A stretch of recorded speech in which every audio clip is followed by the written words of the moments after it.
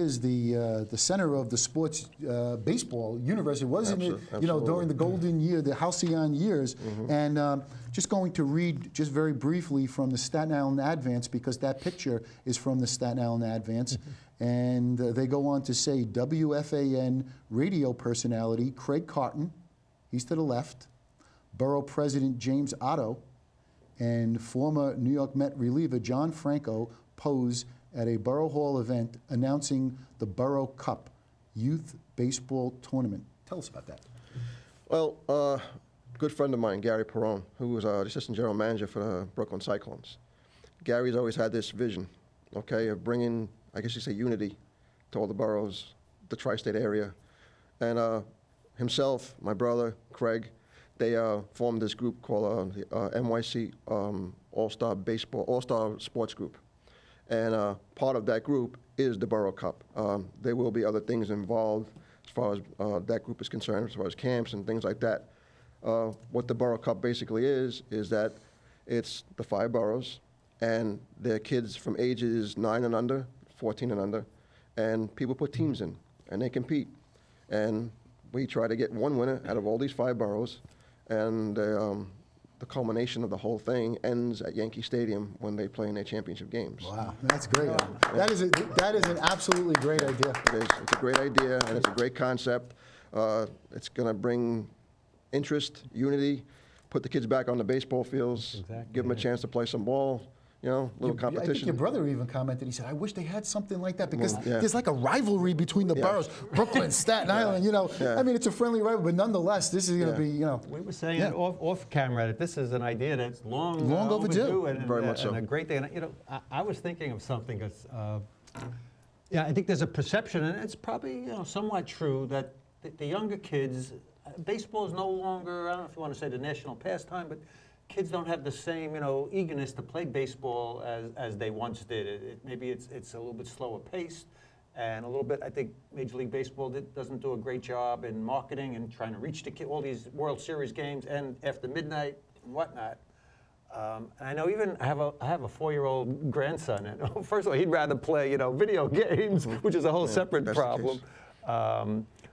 But you know, what can be done to, you know, ideas just like this, you know, what else can be done to get kids more, you know, in tune to baseball and bringing it back as the national pastime? Well, promote it. Right. I mean, you know, go knock door to door, league to league, you know, give people a chance to know that, you know, what the game's all about.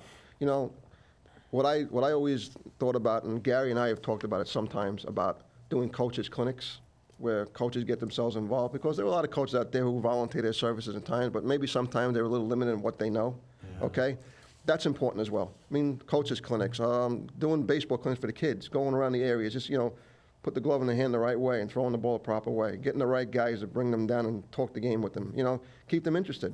Because honestly, Major League Baseball, compared to the other sports, they don't promote it like the other sports do. Right. They really don't. I was thinking now, you know, everybody knows LeBron in basketball. Everybody knows RG3. Right. But if you ask the kid, you know, Bryce Harper or Mike Trout, and these are the brilliant young stars, you know, half of them probably wouldn't know those guys. The ironic part is that there was recently, because of Jackie Robinson Day was just, I think, the other day, that they asked a player, I forgot what team he was on, he didn't know who Jackie Robinson was.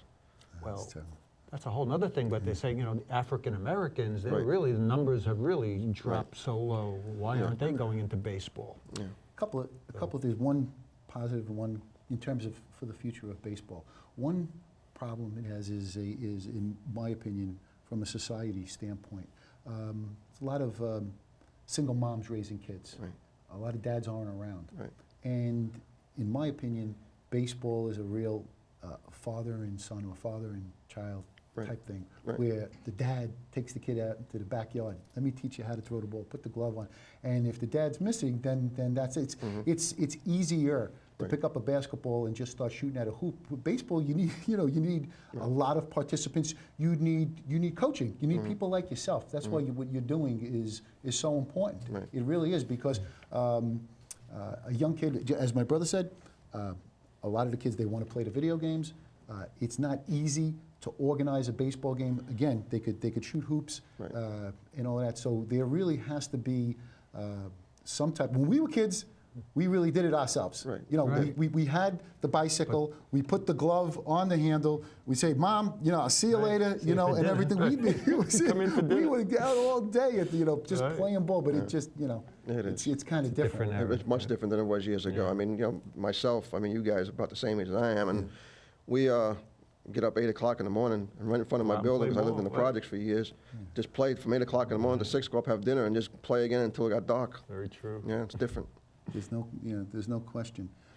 We're going to go over to our next graphic, G9. And one thing about your brother was not only was he a great pitcher, everybody knows it. I mean, to be fourth on the all-time saves list is staggering. I mean, the names ahead of him, Mariano Rivera, okay, Trevor Hoffman, right? And you had just one other was Lee Smith. Lee Smith. That's it. It's a good short company. list. You Pretty can good count on one hand. sure. You know what? So nice about that picture. He's got the C on his chest for captain, and he wore it very, very well. The reason why fans loved him, and you know what? Once in a while, he used to get himself into jams and make things, you know, tough, and people were popping the Rolaids. But you want to know something? He always came after you with this bulldog kind of approach. And you know what? That's what New Yorkers love. They love toughness. Yes. Did John save every single game? No, no one did. Mariano Rivera, no, they're all human. But he always competed. And that's what people loved about him. He's a true New Yorker. And when you look at that picture, and if you look at it really closely, the thing that tugs at me and my heartstrings is that he's got an orange T-shirt. And if you will, tell our viewers what the significance of that orange T-shirt that he wore under his uniform for every Major League game that he played in. Well, my dad was a New York City Department of Sanitation worker, and unfortunately, he passed away on the job in October of 1987. He was 59 years old. And what happened was that the following year, John figured in his honor, he promised that he would wear that shirt and wear that jersey, you know, underneath his jersey, whether it be in Cincinnati and in New York with the Mets as well, until the day he stopped playing, in his honor. And it's something that kept him close, I guess you can say. You know, Jim, the kind of eerie thing is, and you know, you and I, we were speaking on the phone, Yes. you know, a couple of nights ago, and what it is that, as you just said, it's very unusual for a sanitation worker to die on the job. Right. And your dad was, you said, 59. The amazing thing is that our dad was a sanitation worker, and he died on the job, and he was 58 years old. And it happened, and there's a significance to the time when he passed away. Our dad passed away on October 2nd, 1969. Significance Just there is before Man, we're the World serious. die-hard Met fan his whole life, and he passed away just before the Mets pulled off the miracle in 1969. Imagine that. And there was no bigger Met fan than our dad. Correct, Anthony? No, right.